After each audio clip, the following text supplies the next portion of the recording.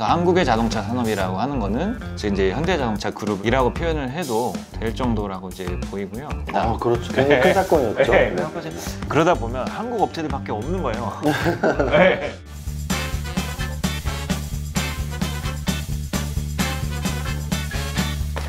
안녕하세요, 이정윤 세무사입니다. 오늘은 지금 모빌리티의 투자라의 저자 유지웅 애널리스트님을 모셨습니다. 안녕하세요. 안녕하십니까. 가볍게 자기소개 한번 해주시죠. 네. 안녕하세요. 저는 지금 이제 이베스트 투자증권에서 자동차 업종을 담당을 하고 있고요. 이베스트 증권에서 2015년부터 근무를 했습니다. 그리고 그 전에는 하나금융투자랑 그다음에 토러스증권에서 자동차 업종 담당을 했었고, 이제 다른 유관 산업도 이제 연구 보조원으로 또 이제 초반에는 이제 일을 했었고요. 그러다가 이제 토러스증권에서 이제 자동차 업종을 맡게 되고, 그러다가 이제 이베스트 증권으로 2015년에 이직을 했습니다. 그래서 저는 지금까지는 계속해서 이제 자동차 산업만 좀 포커스를 해왔었고, 근데 투자자분들이 느끼시겠지만 사실 이제 현대차를 투자함에 있어서는 현대차 판매만 봐서는 장기적으로 이제 투자를 하는 데 있어서 굉장히 좀 어려움이 많습니다. 그리고 지금 이제 정확하게 좀 말씀을 드려보면은 현재 주가 레벨이 이제 2010년, 11년이랑 현대차 주가가 비슷합니다.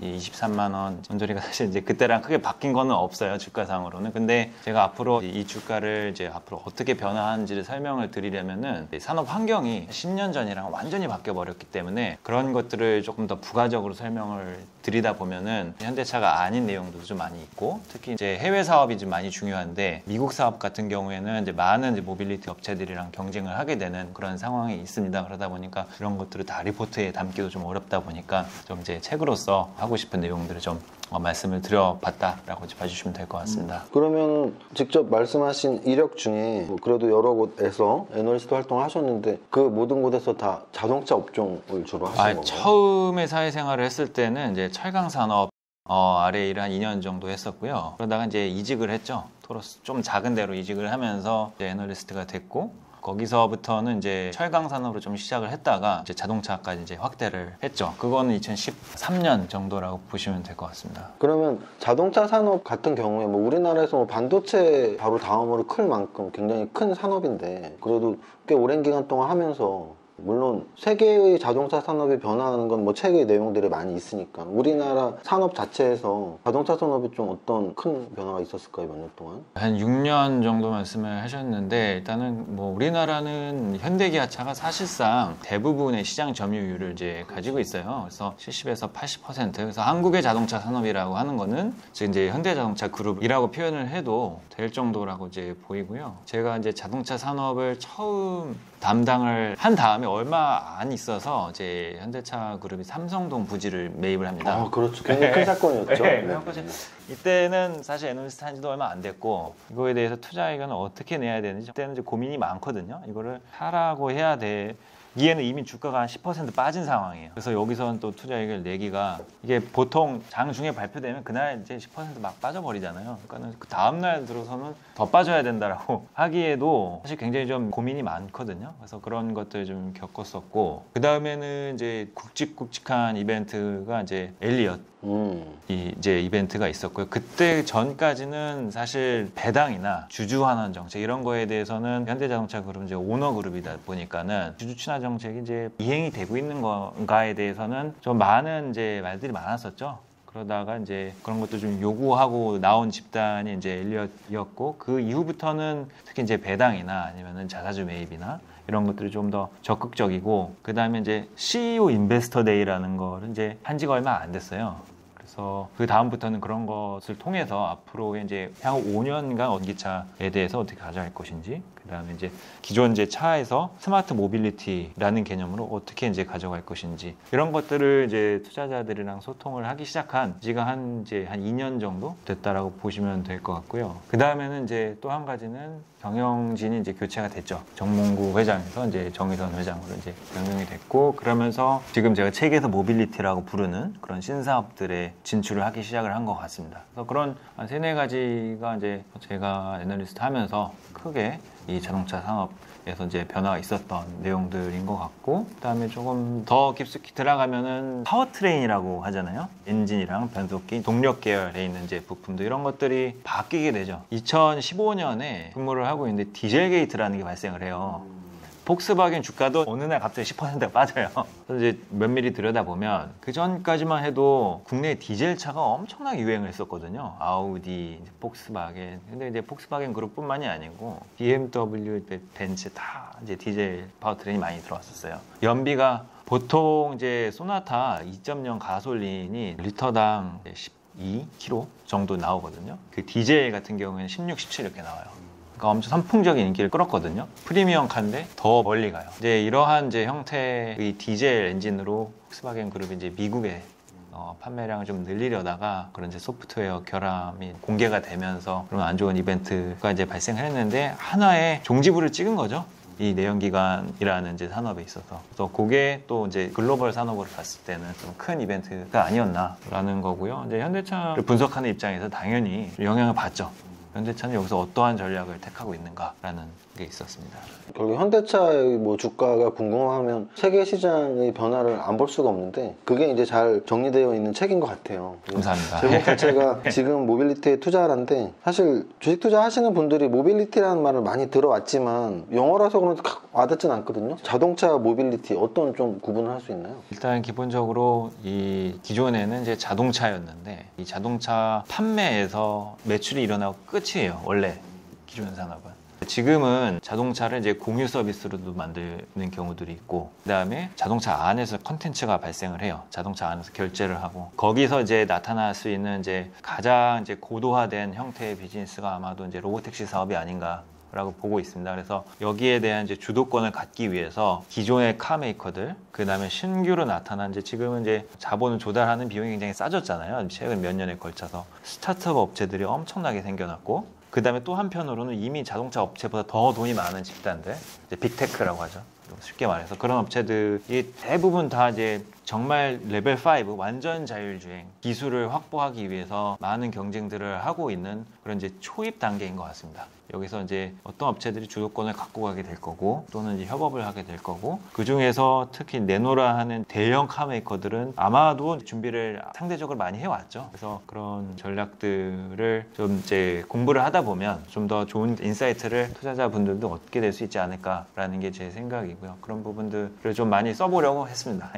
일단 책을 보면은 총 6장으로 되어 있어요. 그래서 6장에서 1장이 모빌리티 혁명 익숙함과의 결별인데 그 1장의 내용 중에 우리 뭐 주식 투자자라면 한 2, 3년 전부터 너무나 거의 매일 들어왔던 전기차로 급변하는 자동차 시장. 지금 얼마나 변한 상태고 앞으로 얼마나 더 변할까요? 몇 년 있으면 다 100% 다 전기차로 바뀌나요? 몇 년까지는 아니고요. 그래서 어떻게 보면 사실 기회가 많이 남아 있습니다. 작년에 이제 기준으로 전 세계 전기차 시장에서 이제 침투율이라는 개념을 쓸 수가 있잖아요. 그래서 뭐 한 3% 정도? 3%? 네, 100대 중에 3대가 이제 순수 전기차였습니다. 아직도 생각보다는 굉장히 초입 단계죠. 그래서 누가 이미 이제 주도권을 확보를 했고 게임 체인저가 이미 다 끝났고 이런 것들을 이제 논하기에는 아직까지 좀 시간이 좀 많이 남아있는 수치적으로는 그런 상황인데, 이 수치가 앞으로는 굉장히 가파르게 올라가요, 사실. 제가 예상을 하기로는 이제 2025년 수치를 좀 보통 말씀을 드립니다. 특히 이제 2025년을 기점으로 많은 업체들의 이제 경영진이 소통을 해요. 2025년 우리는 뭘 할 거다. 많이 지켜지지 않았어요, 지금까지. 왜냐하면 이제 2015년부터 저도 이런 걸 많이 봐왔고, 특히 이제 해외 업체들은 소통을 좀 많이 하잖아요. 많이 지켜지지가 않아요. 지금까지 지켜진 업체가 거의 없는 것 같아요. 경영진이 바뀌거든요. 그래서 오너 경영 체제가 나쁘지만은 않은, 오히려 그런 안 바뀌니까. 책임 경영이 좀 있는 것 같고요. 그래서 지금 포드 자동차가 지금 오너 체제거든요. GM은 사실 이제 파산이 갔다 왔으니까 여기는 완전 다 이제 100% 펀드들이 갖고 있다라고 보시면 되고요. 이제 그런 상황에서 25년으로 봤을 때는 뭐 한 1,600, 1,700만 대 뭐 그 정도까지는 전기차 시장이 형성이 되어 있지 않을까. 그럼 퍼센트를 치면 몇 퍼센트 정도 되는 건가요? 그때는 뭐 일단 한 18% 이 정도까지 될 수가 있죠. 그렇게 따지면은 이제 완성차 업체는 아니지만 네. 우리나라에 또 뭐 이렇게 2차 전지 3대장이라고 해서 LG와 SK 이노베이션, 삼성 SDI 이렇게 2차 전지를 배터리를 제조하는 회사가 있는데 그러면 아직 전기차 시장이 뭐 성숙 단계도 아니고 거의 뭐 초입에서 성장 단계로 넘어가는 단계라면 작년부터 나왔던 과해졌다, 뭐 이제 늦었다 이런 건 아직 늦은 시기는 아닌가요? 근데 이제 비즈니스 자체가 좀 다른 것 같아요. 완성차나 아니면 이제 이 모빌리티 기업이랑 단순히 이제 매출이 한번 발생하고 마는 또는 이제 고정비가 굉장히 많이 지출되는 그런 비즈니스다 보니까 배터리는 이게 뭐 대표님 보시기에 ASP가 잘 동일한 이제 사이즈, 동일한 유닛 기준으로는 앞으로 올라가지가 않잖아요. 장기적으로 이건 빠지는 거라고 이제 볼 수가 있는데 자동차 산업이나 이제 모빌리티 기업은 기본적으로 이제 소비자와 접점을 이루는 소비재이기 때문에 그 기득권을 장기적으로 확보하게 될 경우에는 ASP를 이제 올린다거나 더 값비싼 상품을 내놓거나 그런 것들을 기본적으로 할 수 있다라고 생각이 됩니다. 이런 것들이 기본적으로는 장기적으로는 밸류에이션을 올릴 수 있는 우리가 소위 말하는 멀티플을 올릴 수 있는 그런 형태의 비즈니스를 갖고 있다라고 이제 보여지고요. 그래서 물론 이제 배터리 업체들도 장기적으로는 피가 빠지는 것보다는 물량이 늘어나는 속도가 엄청나게 압도할 거예요. 제가 이제 보기로도 국내 배터리 업체를 당분간은 물량이나 이제 경쟁력에 있어서 압도할 만한 이제 경쟁자들은 그렇게 많지는 않은 것 같아요. 특히 지금 모든 전기차 시장의 화두는 지금까지는 중국, 유럽이었어요. 앞으로는 이제 미국으로 그 거점이 바뀌게 될 건데 좀 정치적인 색깔도 있을 수 있죠. 미국이 앞으로 전기차를 엄청나게 늘릴 건데 배터리 셀 업체를 그러면은 지금 당장 미국에서 키워내는 건 또 어렵잖아요. 특히 미국이 전통적으로 고정비가 많이 드는 장치 산업 잘 안 하잖아요. 그럼 이제 해외 업체가 와서 비즈니스 크게 할 가능성이 굉장히 큰데 중국 업체가 지금 CATL을 포함해서 이제 뭐 BYD라든지 이렇게 있는데 그 업체들이 이제 미국 와서 갑자기 엄청나게 큰 비즈니스를 한다라고 보기에는 일단은 어렵다라고 생각이 되고요. 우리나라 업체들이 수혜를 받겠네요. 구조적으로 그런 건데 그러다 보면 한국 업체들밖에 없는 거예요. 네. 그래서 몇 달 동안 좀 그런 기사들이 많이 나왔죠. 네. 미국 진출 기사들이. 그럼 이제 자동차 산업은 사실 일본 업체들이 훨씬 크거든요. 미국에서.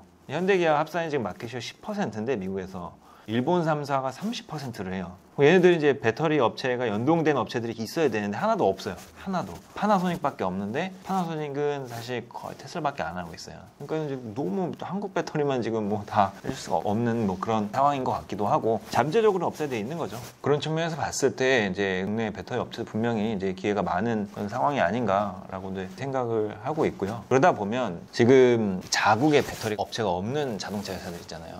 얘네들은 공급을 소위 말하는 K배터리로부터 공급을 받아야 되잖아요. 근데 돈이 없어요. 공장을 더 지을.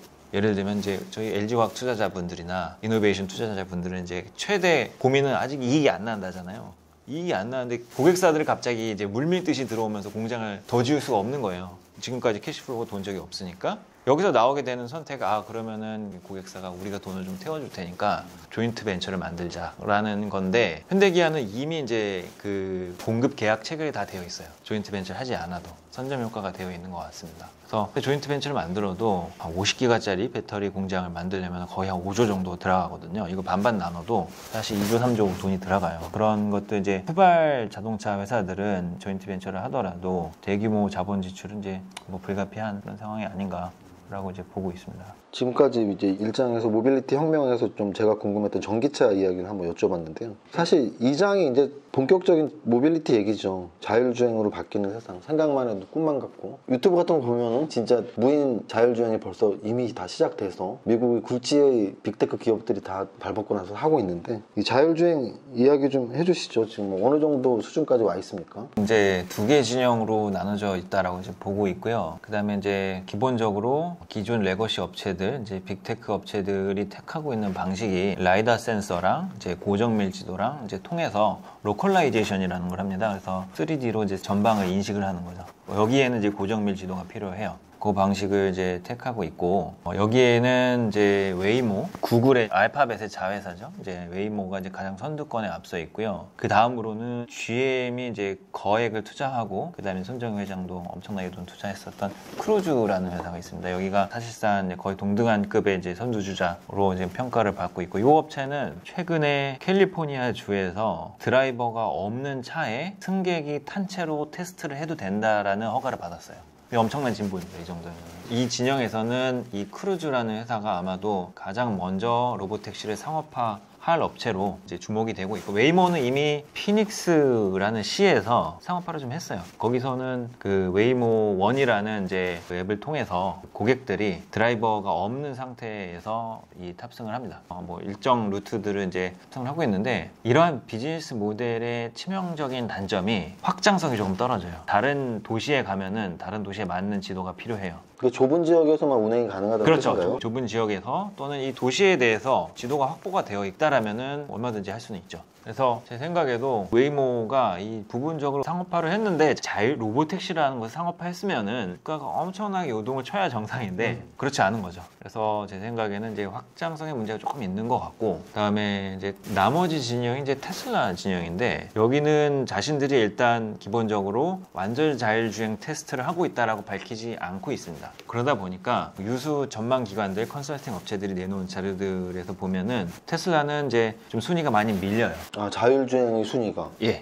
생각보다 또 의외네요. 왜냐면 자기들이 이제 레벨 4, 레벨 5 기술이라고 밝히지 않았기 때문에. 하지만 레벨 2, 레벨 3 단에서 이미 굉장히 혁신적인 수준의 구현성을 이제 보여주고 있고요. 그러다 보니까는 이제 고객 충성도는 사실 굉장히 높죠. 그렇죠. 테슬라를 네. 한번 타본 사람들은 되게 좋아하고. 예. 그래서 동일한 레벨 2라고 해도 다른 카메이커랑 너무 비교가 큰 거예요. 사실 그러다 보니까는 좀 더 앞서 있다라는 여러 평가들이 좀 있는 것 같고요. 이제 제가 생각을 해도 테슬라가 최근까지 밝힌 내용들을 종합을 해보면은 이전 센서만 가지고 이제 전망을 인식을 하고, 이것을 가지고 이제 머신러닝을 통해서 만들어진 소프트웨어가 작동을 하게 됩니다. 그래서 이제 인공지능 소프트웨어가 차에 탑재가 되는 거고, 테슬라의 특징은 이러한 소프트웨어를 자유자재로 다운로드를 받아서 활용을 할 수 있는 OTA 무선 업데이트 기능이 굉장히 강력해요. 그래서 이런 기능이 다른 카메이커에는 잘 없습니다, 아직까지. 그러다 보니까는 조금 더 유연하게 이제 완전 자율주행으로 넘어가는 데 있어서 굉장히 좀 앞서 있는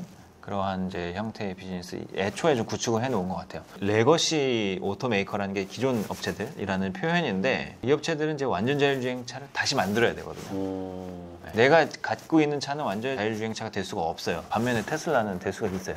그런 것들이 좀 뭐 큰 차이다 보니까 거기서 여러 가지 차이점을 좀 발견할 수 있는 그런 것 같습니다. 자율주행에서 좀 추가적으로 하나 질문하고 싶은 게, 애플카에 대해서 뭐 1월, 2월 달에 현대차, 기아차 공시들도 나왔었고, 부인 공시 같은 부인 공시가 나왔었고, 그 이후엔 지금 뭐 아무 말도 없는데, 애플카 또는 다른 어느 자율주행 기업이더라도 우리나라 완성차 업체가 대조사로 들어갈 확률이 있나요? 또 그게 뭐 좋나요? 좀 궁금합니다. 애플이 추구하는 방법을 살펴보면 테슬라 방식이랑 거의 유사하게 진행이 되려고 하지 않나 싶어요. 왜냐하면 이제 원활한 OTA를 통해서 소프트웨어 업그레이드를 시키는 방식이 애플이 현재 하고 있는 비즈니스다 보니까 이것을 아마 그대로 자동차 산업에도 적용하려고 하지 않을까 싶어요. 이렇게 되면은 이러한 차를 만들어주는 자동차 업체는 좀 주도권을 뺏길 가능성이 있지 않나라는 우려가 있습니다. 그래서 애플은 아마도 이제 현재 테슬라가 하는 방식을 좀 닮은 그런 이제 자율주행차를 개발하지 않을까라고 이제 생각이 되고요. 그래서 애플 진영은 그렇게 보고 있고, 근데 이러한 이제 소프트웨어랑 OTA 이런 것들 다 아우를 수 있는 운영 체제, 오퍼레이팅 시스템이라고 하죠. OS를 갖춘 업체가 잘 없어요. 자동차용 OS라는 것들이 많은 것들을 포괄을 해야 되는데, 이러려면은 이제 기존 카메이커가 사실 조금 유리한 부분들이 있고요. 갑자기 일부의 자본력을 갖춘 스타트업이 나타나서 해결할 수 있는 문제는 아닌 것 같습니다. 예, 그래서 저희가 이미 알고 있는 업체들 중에서 해낼 분야가 아닌가라고 생각이 되고요. 애플은 사실 이제 그 자동차 산업에 지금 진출을 안 했더라도 전 세계에서 가장 막강한 자본력을 갖추고 있기 때문에 어느 정도 추진을 할 가능성이 굉장히 높다라고는 생각이 되고요. 그 외에는 사실 이제 확 떠오르는 업체는 사실 잘 없어요. 다만 기존 자동차 업체들 진영에서 제가 말씀드렸던 자율주행을 소화해낼 수 있는 자체 운영 체제를 갖추고 싶어하는 업체들이 있어요. 갖춘 업체는 아직 없고, 원래 이제 자동차 3대 업체를 꼽자면은 폭스바겐, GM, 토요타 이렇게가 보통 연간 900에서 1000만 대를 하는 업체들이거든요. 이 중에서 GM은 지금 다운사이징이 좀 됐어요. 좀 작아졌어요. 연간 지금 한 6, 700만 대를 하고. 하지만 이제 사업 규모로 보면 이제 다임러 그룹 아시죠? 벤츠가 속해 있는,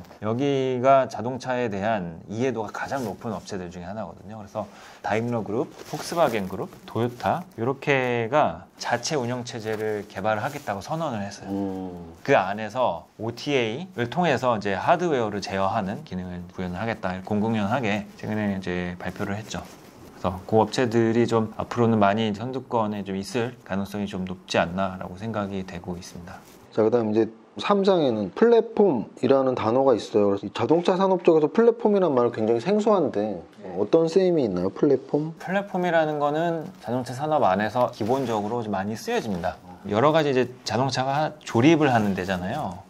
과학상자 같은 거 이렇게 해보시면은 그게 하나의 플랫폼이에요. 과학상자 세대세요? 그때 좀 했었죠. 아마 제 마지막인 것 같아요. 이 조립을 할 수 있는 2만 개 부품에 대한 이제 설계를 갖췄다라는 걸로 이제 표현을 할 수가 있는 것 같아요. 이걸 지금 현대차는 전기차에서 구현한 건 EGMP라는 플랫폼을 만들었습니다. 하드웨어 측면에서 이런 플랫폼이 있고, 모빌리티 시장에서 관점에서 봤을 때는 하드웨어 말고 소프트웨어를 논해야죠. 우버, 리프트 이제 이런 업체들이 2010년 초반부터 좀 나타나기 시작을 했어요. 그때만 하더라도 택시 회사 아니야? 라는 이제 뭐 전화로 부르던 거랑 크게 다르지 않는데? 라는 생각을 하기 시작을 했었는데, 이 비즈니스가 갑자기 커지기 시작한 거예요. 왜냐하면은 서울에서 불렀던 택시가 예전 기준으로는 부산에서는 할 수 없잖아요. 완전 다른 번호고. 하지만 2010년 이후부터는 이제 스마트폰이 굉장히 활성화가 되고 이제 애플리케이션이라는 것들이 나오게 되고 우버라는 게 탄생을 한 겁니다. 이 회사들이 처음에 시작한 게 이제 호출 운송입니다. 비즈니스가 굉장히 빠르게 확대가 돼요. 그리고 이 회사의 특징은 회사의 자산을 활용하는 게 아니고 타인의 자산을 활용을 해서 하는 거다 보니까는 거점이 필요가 없어요. 기존에 이제 렌트카나 택시나 아니면은 일반적인 카쉐어링은 거점이 필요하거든요. 차고지 같은 이렇게 차가 모여 있어야 되니? 플랫폼 업체는 이게 필요가 없죠. 그러다 보니까는 사업의 확장 속도가 정말 빠릅니다. 그래서 이것이 이제 미국을 벗어나서 유럽, 중국까지 이제 뻗쳐갔었던 사례가 있다라고 이제 보시면 될 것 같고요. 근데 이 업체들의 특징은 이 공유 플랫폼이라는 데에 고객을 확보를 해 놓으면은 다른 비즈니스로 이 고객들을 또 유인을 할 수가 있어요. 우버가 택한 게 이제 그 딜리버리 서비스입니다. 이제 우버 이츠고요. 우버 이츠가 미국에서 푸드 딜리버리를 이제 하는 4개 업체들 중에 하나였는데, 그 중에서 하나를 또 인수를 했습니다. 포스트메이츠를 인수를 해서 지금은 이제 마켓쉐어가 제가 정확하게는 이제 뭐 파악은 안 되는데 한 3분의 1 정도 육박하고 있지 않을까 싶고, 이 비즈니스 자체는 굉장히 커지고 있죠. 그러다가 한 가지 더 특이한 사례가 지금 발생을 했는데, 우버가 동남아에는 직접 진출해 있지 않아요. 동남아에는 이제 그랩이라는 업체가 대부분 마켓쉐어를 점령을 하고 있는데, 작년 말에 보면은 이 그랩이 싱가포르 정부에서 은행 라이센스를 확보를 해요. 은행이 됐어요. 금융 상품을 취급할 수가 있게 됩니다. 사실 고객들이 이미 많잖아요. 잠재 고객도 많고 앞으로. 그러다 보니까 손쉽게 금융 상품을 전달할 수 있는 이제 그런 비즈니스를 순식간에 구축을 해버렸기 때문에 굉장히 파워풀합니다. 제가 모빌리티에서 굳이 이 업체들을 소개를 한 배경은 2013년, 14년부터 사실 자동차 산업이 꺾이기 시작해요. 판매가 더 안 되기 시작해요. 하다가 2015년 정도 되니까 정말 필요한 사람들만 차를 사게 되고 도시화가 더 진행이 되고, 그러다 보니까 또 자동차 판매가 그때부터 좀 꺾이기 시작을 합니다. 예전에 인터넷이 없었더라면 사실 이제 뭐 스마트폰도 안 되고 그러면 그냥 어디 이동하려면 차가 그냥 있어야 되는 거기 때문에, 자동차 업체가 인터넷이 없었으면 가져가야 할 쉐어를 이 플랫폼 업체들이 좀 가져가기 시작을 한 것 같습니다. 여기서 이제 이 플랫폼을 기반으로 할 수 있는 것들이 좀 많아지다 보니까 다른 비즈니스로 이제 확장성도 굉장히 커진 것 같고, 이런 것들을 사실 모빌리티 업체가 사용하는 매체가 자동차잖아요. 그러다 보니까는 이제 자동차 업체들도 이쪽에 발을 담그기 시작을 하죠. 사실 우리가 가져가야 할 파이인 것 같고. 사장은 하늘을 나는 자동차, 이제 자동차가 하늘까지 나네요. 그래서 그 부분도 좀 흥미있게 보셔야 될 부분인 것 같아요. 지금 그냥 차로 이동을 하려면은 너무나도 막히고, 지하철이 대부분 적자로 운영이 되고 있어요. 기본적으로 민간제 자본들이 많이 이러한 것들을 해결하기 위해서 나서게 될 거고, 예를 들면은 이제 이 에어택시가 상용화가 돼요.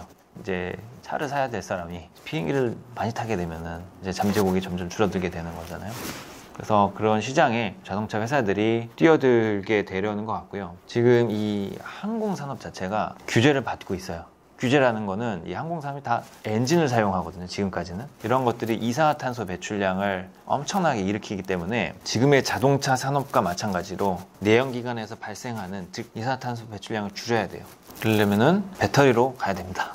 근데 지금까지는 이 배터리 산업 자체가 휴대폰에만 국한되어 있었어요. 대형전지가 나타나기 시작하면서 좀 판도가 바뀐 것 같아요. 그러다 보니까는 이 산업의 규모가 커지고 이제 진입 장벽이 조금씩 해소되기 시작을 하고, 먼 과거로 가서 보면은 2차 대전 이전에 미국 같은 경우에는 엄청난 눈부신 경제 성장을 했었잖아요. 그러다 보니까 자동차 업체들이 너무 많은 돈을 번 거예요. 그래서 이 사업 영역이 막 확장이 돼요. 이제 항공 산업으로. 그래서 전쟁 때는 이미 이제 자동차 업체들이 이제 항공 군수 물자들을 많이 공급을 했었어요. 그래서 그런 것들에 대한 이제 과거 경험이 있었고, 그러다 보니까는 지금 이 도심 항공 모빌리티라고 부르는 UAM 시장에 자동차 업체들도 진출하는 경우들이 좀 많이 생겨나가는 것 같고요. 자동차 업체들만 여기를 보고 있는 건 아니죠.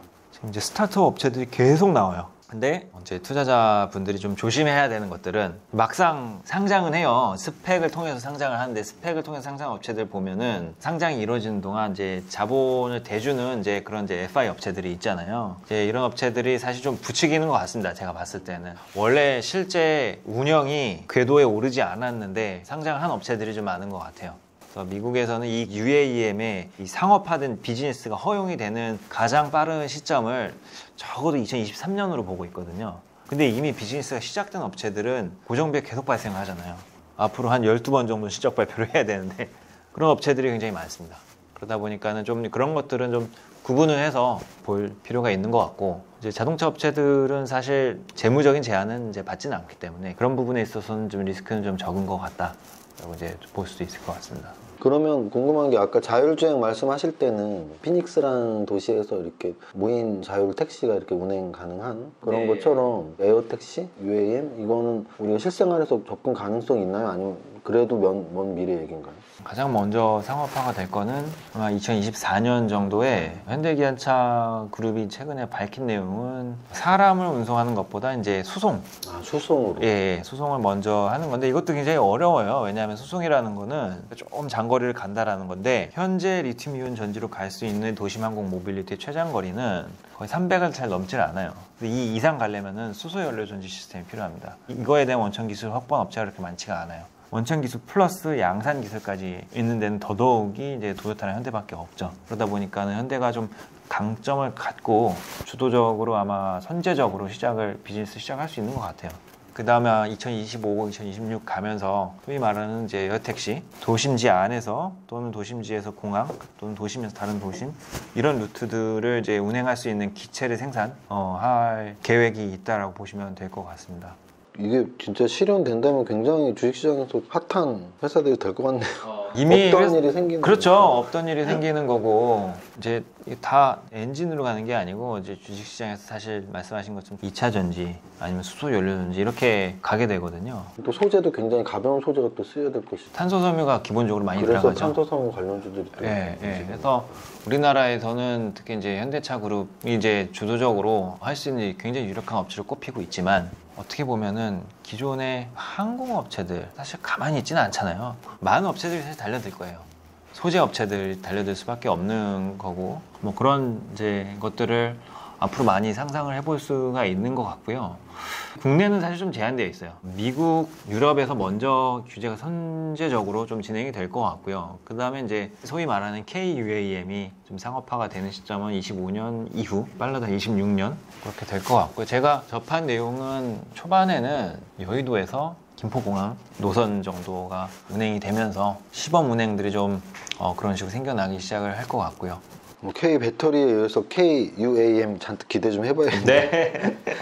5장에 모빌리티 사이클 혁명 이렇게 써 있는데, 내용 중에 격변하는 중고차 시장, 이 모빌리티 지금 미래산업 이야기와 격변하는 중고차 시장 어떤 관계가 있죠? 중고차 시장은 지금 굉장히 스포트라이트를 받고 있습니다. 사실 지금 상황부터 좀 말씀을 드려보면, 미국에서는 신차 판매 시장보다 중고차 판매 시장이 더 커요. 그래요? 네. 새 차를 사는 사람보다 중고차 사는 사람이 더 많다는 얘기네요. 네. 더 많이 사요. 그리고 신차 시장은 전부 다 딜러 판매입니다. 그러다 보니까 딜러들의 특징은 온라인을 싫어하죠, 사실. 내가 팔아야 되니까. 그러니까는 이 판매의 이제 트래픽은 아주 가파르게 증가하기 쉽지 않습니다. 신차는 전미 딜러 협회라는 게 있어요. NADA라고. 그래서 굉장히 경직된 조직이에요. 반면에 중고차 시장은 그렇진 않아요. 그러다 보니까는 온라인 업체들의 침투가 굉장히 빠르고 여기는 시장이 사실 더 커질 가능성이 더 큽니다. 앞으로. 왜 그러냐면은 지금 신차의 공급이 굉장히 제한될 거예요. 앞으로는. 지금 이제 미국 연비 규제 엄청나게 받을 거예요. 앞으로. CO2 배출량을 많이 배출하는 8기통 트럭, 대형 SUV 이런 것들은 자동차 업체들이 생산 계획을 크게 못 늘려요. 눈치 게임을 할 수밖에 없어요. 자동차 비즈니스, 자동차 주식을 볼 때 가장 중요한 거는 재고입니다. 그래서 자동차 CEO가 처음에 딱 왔을 때 가장 먼저 하는 일은 재고 줄이는 일이에요. 재고 줄이는 방법은 두 가지예요. 생산을 줄이고 빠르게 이제 상품성이 높은 이제 신차 개발을 하거나 있는 재고들을 밀어내는 할인 판매를 하거나 두 가지거든요. 그래서 지금 봤을 때는 코로나가 이제 지나갔잖아요. 그러면서 다들 엄청나게 고생을 했어요. 자동차 CEO들이. 앞으로는 재고를 쌓지 않겠다라고 했어요. 그 생산을 안 하겠다는 거예요. 왜냐면 작년에 혹시 이제 유럽에 95g CO2 규제라는 게 있었어요. 그러면서 작년 상반기에 배터리 업체들이 각광을 받았었거든요. 무조건 맞춰야 되고 그러려면 앞으로 전기차 무조건 생산해야 되고 미국도 24년부터 그렇게 됩니다. 그런데 살 차가 없어요. 메이커들이 아직 개발을 안 했어요. 그러다 보니까 마지막 내연기관 차로 중고차를 택하게 될 거예요. 당분간 앞으로 몇 년간은. 그런 상황에서 특히 이제 중고차 온라인 업체들이 당분간은 이 틈새 시장에서 엄청난 기업 가치를 형성하게 될 가능성이 클 것이다 라고 이제 보고 있습니다. 그럼 주변에 이렇게 뭐 외제차 뭐 신청하면 막 6개월, 1년씩 걸린다는 게 신차를 잘 안 만들어서 그런 거예요? 일단 지금까지는 못 만든 게 맞아요. 지금까지는 못 만든 게 맞는데 지금부터는 반도체 공급 부족이 해소가 돼도 크게 생산량을 못 늘립니다. 내연기관 차는 줄이고 전기차를 늘릴 수밖에 없는? 그렇죠. 예. 근데 그 전기차를 늘리는 게 생각처럼 그렇게 쉽지가 않습니다. 빠르게 되지가 않아요. 제가 지금까지 본 업체들만 봐도 계획 대비해서 더 빨리 더 많이 만든 업체는 아무 데도 없었어요. 테슬라를 포함해서요. 왜냐면은 이 전기차에다 넣어야 할 게 사실 이 배터리랑 모터만 있는 게 아니거든요. 지금 보면은 자율주행도 해야 돼서 OTA 기능도 있어야 되고 디스플레이 패널도 더 넓혀야 되고 이것도 해야 되고 저것도 해야 되는데 아직 다 준비가 안 된 거예요. 그러다 보니까 속도가 안 나요. 그래서 제가 책에서도 좀 소개드린 부분이 있는데 자동차 사업을 시작을 해서 개발에 들어가려면 지구 한 바퀴를 돌아야 된다 해요. 부품업체들 만나려고. 그래서 테슬라 같은 업체도 미국에서 생산되는 건데도 유럽 부품 들어가 있고 유럽 칩 들어가 있고 한국 거 이제 쇼바나 서스펜션 들어가 있고 중국 거 이제 또 다른 부품 들어가 있고 이래요. 그러다 보면은 이게 서플라이 체인 형성하는 데만 있어서도 엄청난 시간이 걸리기 때문에 생산이 잘 안 돼요. 우리 저자님께서 7개의 기업을 앞서 나간 기업이라고 이렇게 책에 적어주셨어요. 우버, 리프트, 마그나 인터내셔널, 앱티브, 피스커, 테슬라, 베오니어. 이들 중에서 한 2개 정도? 3개 정도 해보자. 테슬라 간단히 하고. 테슬라는 빠질 수가 없네요. 설명 안 드리기도 좀 그렇고 지금까지 사실 자동차를 둘러싼 여러 산업들을 저희가 얘기를 했잖아요. 딜러, 배터리, 부품 이런 것들을 전부 다 수직 계열화했어요. 테슬라 같은 경우에는 이게 딱 판매를 하려 보니까 자기가 만들어도 내가 파는 게 아니면은 자동차가 2,500만 원짜리 팔아도 여기서 발생하는 마진 내가 다 못 갖고 간다라는 거잖아요. 딜러 판매를 안 해요. 근데 이제 주마다 법이 달라요. 그래서 테슬라 같은 경우에는 모든 52개 주에서 소송전을 걸쳐서 내가 직접 판매를 할 수 있는 권한을 확보하는데 한 10년 정도 걸렸어요. 하면서. 예. 근데 이걸 지금 시작한다라고 하면 사실 그냥 까마득하죠. 시간이 좀 걸립니다, 사실. 예, 그래서 직접 판매망 구축, 그다음에 이제 다들 알고 계신 직접 배터리 생산 내년부터 하는 것으로 되어 있고요. 그다음에 자율주행 시스템 자체 칩을 설계하는 능력까지 갖게 됐고요. 처음에는 이제 모빌아이 거 쓰다가 이제 엔비디아 거 쓰다가 이제 자기네들이 이제 요구하는 스펙이 안 맞는 거예요. 그러다가 이제 자체 개발 들어가서 생산만 이제 외주를 맡기고 있죠. 이런 것들도 이제 완전히 다 자체 개발을 한 상황이고 OS 운영 체제도 자체적으로 만들었습니다. 보통 자동차 OS는 블랙베리 QNX를 많이 씁니다. 그런데 일단 기본적으로 모든 이제 자동차 안에서 일어나는 행위에 대해서는 자신들이 제어권을 갖기 위해서 운영체제는 자체 개발을 해야 된다라는 취지였던 것 같아요. 그렇게 일원화가 되어 있고 그 외에 이제 하드웨어들도 자체 개발이 되어 있습니다. 대표적인 게 배터리랑 구동 모터 이런 것들이 다 인하우스에서 이제 자체 개발 제작이 되고 있다라고 보시면 될 것 같습니다. 그래서 지금의 성장세가 앞으로도 유지가 되고 별다른 이제 마켓시어 침략이 없고 그렇게 됐을 때에는 잠재적으로 발생할 수 있는 마진은 굉장히 크지 않을까 생각이 되고 테슬라에 대해서 이제 접근하시는 분들 중에서 드리고 싶은 말씀은 언론에서 가장 공격을 많이 하는 부분이 전기차 마켓쉐어 안에서 테슬라가 마켓쉐어가 빠지고 있다. 이 업체 투자하면 안 된다라는 내용인데 이것은 테슬라를 투자할 때는 굳이 볼 필요가 없는 지표입니다. 테슬라 EV 마켓쉐어 이렇게 비교를 하는 게 아니고 테슬라 자동차 마켓쉐어를 봐야 됩니다. 테슬라는 자동차 산업에서 마켓시가 굉장히 빠른 속도로 올라가고 있는 업체예요. 작년에 50만 대 했고 올해 90만 대 예상이 되고요. 내년에 150만 대 예상이 되고요. 자동차 산업 자체는 정체예요. 오히려 조금 빠질 가능성이 있습니다. 그러다 보니까는 그냥 이제 자동차 산업에서 마켓시가 굉장히 빠르게 올라가는 거고, 미국에서 작년에 테슬라 마켓시가 80% 했어요. 빠질 수밖에 없습니다. 사실 25만 대 중에서 20만 대를 테슬라가 했어요. 그래서 유럽은 지금 조금 이제 시장이 형성이 되어 있으니까 테슬라가 이제 25% 정도 마켓시어 하고 있다. 그 정도까지 좀 궁극적으로 좀 내려오게 되는데, 그거 가지고 이 회사의 이제 기업 가치가 앞으로 빠질 거다라고 예상할 필요는 없는 것 같습니다. 결국은 전기차 마켓시어는 빠질 수밖에 없다. 자동차 전체 마켓시어는 결코 줄지 않았고 앞으로도 성장성이 있다는 그렇죠. 뜻이죠. 예. 자동차 마켓시어가 느는 업체는 잘 없을 거예요.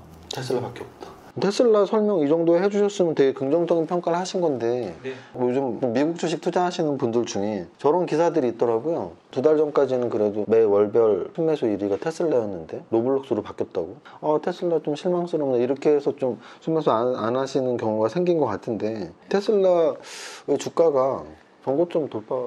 그렇죠. 예, 전고차 돌파에 있어서 핵심은 한 두 가지 정도인 것 같고요. 그 중에 하나는 최근에 FSD 고도화된 버전이 좀 공개가 됐기 때문에 아마 이것이 당분간은 이제 좀 의미 있는 견인차 역할을 하지 않을까 싶고요. 이로 인해서 조금 더 자율주행, 완벽한 자율주행에 좀 가까워졌다라고 이제 해석을 할 수가 있는 것 같고, 또 하나는 지금 테슬라 공장이 2개예요. 2개인데 2개를 더 짓고 있어요. 요거는 기존 공장보다 훨씬 큽니다, 각각. 그 중에서 특히 텍사스 공장 같은 경우에는 사이버 트럭을 생산을 할 예정입니다. 여기 이제 ASP도 훨씬 더 높고, 그러다 보니 상징성도 굉장히 높고, 그래서 일단은 공장 가동 시작이 되면서 외형을 단숨에 끌어올릴 수 있는 그런 이제 모멘텀이 발생할 것이다라고 보고 있습니다.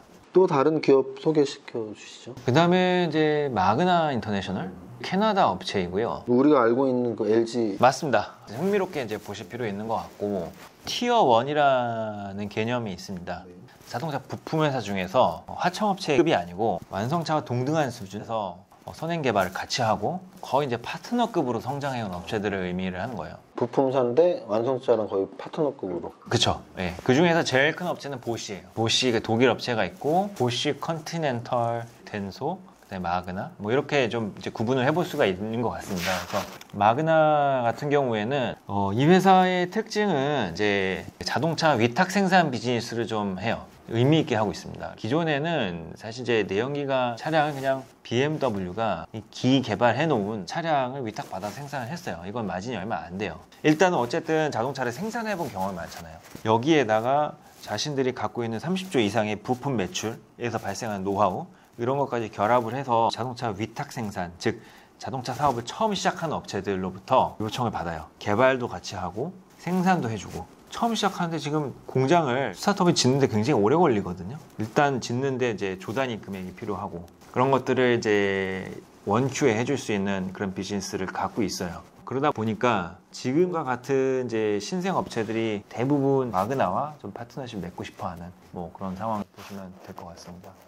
그 LG그룹에서 그리고 마그나랑 이렇게 좀 손잡고 하는 일들은 어떤 의미가 있나요, LG그룹에? LG그룹은 이제 LG전자를 중축으로 해서 자동차 부품 비즈니스를 크게 이제 벌이려고 하는 것으로 이해가 됩니다. 핵심은 그럼 이제 전기차를 대응을 해야 되는 건데, 이제 이 중에서 자동차의 핵심은 이제 동력 계열입니다. 배터리와 모터입니다. 배터리 이미 하고 있잖아요. 그럼 나머지 사업은 이제 구동 모터인데, 이 구동 모터가 굉장히 중요해요. 전기차는 갈수록 이제 성능이 고도화가 되고, 이것들은 바퀴로부터 에너지를 회수를 해서 배터리를 채우는 역할을 하는 건데, 그러다 보니까는 구동 모터 시스템이라는 것들이 전륜축이 하나, 후륜축이 하나 들어가요. 그래서 이 비즈니스가 앞으로는 굉장히 커지게 되고, 기존에 이제 GM으로 LG전자가 좀 하고 있었어요.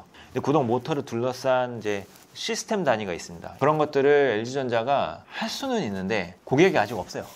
시도는 할 수가 있어요. LG전자 큰 회사잖아요. 시도는 할 수가 있는데 자동차 사이클이 7년 정도 있어야 신차가 나오잖아요. 이번 신차에 수주를 하려다가 실패를 하면 똑같은 거 수주하면 7년 기다려야 돼요. 그러니까 이런 것들 이제 시간을 단축시키려면은 이미 하고 있는, 이미 고객선이 있는 업체랑 이제 파트너십을 맺는 거죠. 그러다 보니까 이제 JV 형성이 된 거고, LG전자 입장에서는 순식간에 마그나의 전 세계 도처에 깔려있는 기존 고객들에 대한 거래선이 단숨에 확보가 된 거죠. 그것도 전기차 핵심 부품을 만들어서 공급을 할 수 있는 거래선이에요. 엄청난 일이라고 이제 생각이 되고 있습니다. 재밌네요. 하나 뭐 더 해주시죠. 아까 3개 말씀하신다고 했으니까. 그다음에 좀 눈여겨볼 업체는 피스커. 피스커는 어떤 회사죠? 피스커는 사실 이제 창업자분의 성함이에요. 헨릭 피스커라는 이제 분이 이제 CEO이고 예전에 차를 일론 머스크랑 비슷한 시점에 카메이커를 만들었어요. 피스커 오토모티브라는 회사가 있었고, 근데 그 업체는 혹시 플러그인 하이브리드라는 개념 아시나요? 그거는 이제 충전도 하는데 엔진이 여전히 들어가 있는 차량이에요. 순수 전기차가 아니에요. 그래서 전기차를 이제 어쨌든 그런 식으로 만들다가 배터리 공급 업체로부터 공급이 잘 안 됐었어요. 그러다 파산했었어요. 파산하면서 업체가 이제 중국 업체를 넘어가고 또 여러 가지 기고를 이제 겪었던 그런 사례인데, 이번에 이제 든든한 이제 FI로부터 자금 조달을 받고 특히 차량 개발 과정을 많이 단축시켰어요. 어떻게 단축시켰냐면 유사한 사업을 하고 있는 마그나 인터내셔널이랑 계약을 맺었습니다. 그래서 차량 개발을 마그나랑 같이 하고 차량 초반 생산도 마그나가 해주는 것으로 지금 계약이 되어 있습니다. 그렇게 해서 시간을 단숨에 단축시키는 전략을 가져가는 것으로 되어 있습니다. 이 회사 같은 경우에는 첫 차가 내년 말 정도에 출시가 됩니다. 그러다 보니까 아직까지 기업 가치가 굉장히 낮아요. 그때까지만 과도한 고정비 지출만 크게 발생하지 않으면은 주가는 큰 폭의 변동성은 사실 없다가 내년 하반기부터 주가 재평가를 위한 분석들이 좀 나오기 시작하지 않을까라고 보고 있습니다. 이제 한 7조 원 정도 되는 것 같고 테슬라는 지금 700조가 넘어가고 있기 때문에 100배 차이 나네. 그렇죠. 6장에 모빌리티 시장에서 앞서 나간 기업들 7개 중에 테슬라, 마그나 인터내셔널, 피스커 3개의 회사를 간단하게 설명해 주셨고요. 나머지들은 여러분들이 책에서 확인하실 수 있습니다. 책은 바로 지금 모빌리티에 투자하라. 이 책 보면 제일 뒤에 또 서비스로 또 있습니다. 뭐가 있냐면 한국 주식 5개, 미국 주식 15개 설명이 되어 있는데, 한국 주식은 당연히 현대차 그룹이 있죠. 현대차 그룹에 시가총액이 큰 회사가 3개가 있잖아요. 물론 더 낮은 회사들도 있지만 현대차, 기아차가 10위 안에 들고 현대모비스도 한 12, 13위 하죠. 그래서 투자자들 만나보면 어떤 분들은 난 현대차가 더 좋아 보여, 어떤 분들은 기아차, 어떤 분들은 현대모비스. 같은 현대차 그룹주지만 조금씩 다르거든요. 우리 자동차 업종 전문 애널리스트님이 보기에 이 세 종목이 장단점 어떻게 있을까요? 일단은 이제 장점이라고 하면은 현대차랑 기아차가 좀 더 현재 비즈니스 상황에서는 좀 더 장점을 갖고 있다. 부품보다는 완성차. 네, 이게 10년 전이랑은 조금 달라요. 또는 이제 한 7, 8년 전까지만 하더라도 모비스가 거의 비등하거나 조금 더 우위에 있거나 라는 이제 비즈니스 갖고 있었어요. 왜냐면은 현대기아차가 이미 이제 YF나 이런 것들이 이제 다 개발이 된 채로 중국에 판매를 해버리니까 영업이익률 다 20%가 넘었어요. 현지에서. 근데 완성차는 중국엔 JV로 들어가 있었거든요. 주주가 갖게 되는 이제 손익은 절반밖에 안 되잖아요. 모비스는 이제 100% 지분 갖고 들어가 있었거든요, 중국에서. 그래서 모비스의 이익률이 엄청나게 높았어요. 근데 지금 상황을 보면은 모비스가 기본적으로 이익이든 매출이든 중국에 대한 포션이 꽤 높습니다. 지금 바뀌었습니다. 그래서 현대차가 사실 이제 2015년 정도를 기점으로 해서 중국 사업이 좀 흔들리기 시작을 했어요. 그때부터 캐파 증설을 그때까지 사실 합산 기준으로 이제 거의 한 150만 대 이상으로 캐파를 보유했었는데 현대기아가요. 지금은 합산 기준으로 뭐 100만 대가 지금 안 되거든요, 사실상. 뭣도 이제 가동률이 훨씬 더 낮고요. 그러다 보니까는 모비스 입장에서는 조금 이제 중국 사업이 메리트가 굉장히 떨어졌고 투자자분들 입장에서도 여기서 기대할 수 있는 거는 크지가 않아요. 근데 지금 새로 나온 사업들을 보면은 가장 큰 게 이제 전동화 사업이라는 건데, 현대기아로 모두 공급되는 이제 배터리 팩, 구동 모터 시스템, BMS 이제 관련된 전동화 부품들인데 아직까지 궤도에 오르지 않았습니다. 그래서 저는 이제 모비스는 사실 내년에 되면은 현대기아차가 중국에서 전기차 생산을 좀 본격화하고 미국에도 이제 전기차 생산을 어떻게 할지 구도가 완전히 잡힐 거예요. 그렇게 되면은 모비스 입장에서는 나아가서 이 현지 거점을 확보하게 되는 거거든요. 거기서는 현대기아차뿐만 아니고 다른 카메이커들로도 이제 모터나 배터리 시스템을 공급을 할 수 있는 저변이 확대가 돼요. 그때부터는 현대모비스 투자 포인트가 굉장히 강해집니다. 이러한 것들이 이제 올해까지는 조금 아직 좀 기다려야 되는 그런 부분들인 것 같고요. 반면에 기아 같은 경우에는 현대랑 좀 동일하게 볼 수 있는 게 할인 판매폭이 이만큼 거의 이제 반토막이 났거든요. 그러다 보니까는 이제 평균 판매 단가가 그만큼 다 올라가 버린 거예요. 이 현상은 부품업체에서는 잘 일어나지 않습니다. 아무래도 올해 같은 경우에는 재고를 지금 안 쌓는 기조라고 말씀드렸기 때문에 하반기에도 완성차 업체들이 수익성을 조금 더 낼 가능성이 있습니다. 기아 같은 경우에는 SUV 라인업들이 현대보다 더 소비자 선호도가 높아요. 그 핵심 차종들이 소렌토, 텔룰라이드, 카니발, 그리고 최근에 나온 스포티지 이렇게 있습니다. 그래서 이 차종들이 동일한 플랫폼으로 만들어진 이제 현대차 차종들이 있어요. 이 동일한 이제 경쟁 모델 대비해서 다 잘 팔려요. 그러다 보니까 이제 하반기에도 영업이익률이 조금 더 우위에 있을 가능성이 있는데, 제 생각에는 2분기나 3분기 실적만 봤을 때도 기아차의 그러한 부분들이 좀 많이 부각이 될 것 같아요. 그런데 내년 초 들어서부터는 현대차는 이제 브랜드를 런칭을 했잖아요. 제네시스. 브랜드 전략을 엄청난 고민을 하고 있어요. 성공만 시키면 현대차 지금 이제 450만 대 판매 중에서 올해 제네시스가 2배 증가해서 20만 대밖에 안 되거든요. 이거를 이제 40만 대, 50만 대, 60만 대로 키울 브랜드가 되면은 영업이익률이 크게 올라가요. 그래서 아마 이 브랜드 전략이 조금 더 구체화되는 시점이 올해 연말에 좀 많이 뚜렷해지지 않을까라고 보고 있습니다. 여기에는 이제 제네시스를 전기차로 해서 중국, 그다음에 유럽에서 판매량을 늘리는, 또는 이제 미국 현지 생산까지 포함하고 있는 그런 플랜들이 좀 공개가 될 것 같아요. 그게 이제 현대가 가진 잠재력이라서, 멀티플은 현대가 지속적으로 좀 더 높은 수준, 이제 밸류에이션 PER이 좀 더 높은 수준이 유지가 될 것으로 좀 보고 있습니다. 알겠습니다. 지금까지 지금 모빌리티의 투자라의 저자이신 유지웅 애널리스트님 모셨는데요. 마지막으로 마무리 말씀 해주시죠. 모빌리티 투자는 종합 예술입니다. 한 가지만 봐갖고는 투자하기 굉장히 어렵지만, 종합적으로 현 시대에 부응하는 업체를 찾고 그 판단이 맞았다라면 이 투자는 굉장히 성공했을 가능성이 높고 장기간 보유할 수 있는 투자가 될 가능성이 높은 것 같습니다. 4차 산업혁명은 시대예요. 지금 모빌리티에 투자하라. 지금까지 저자 유지웅 님이었습니다. 감사합니다. 네, 수고하셨습니다.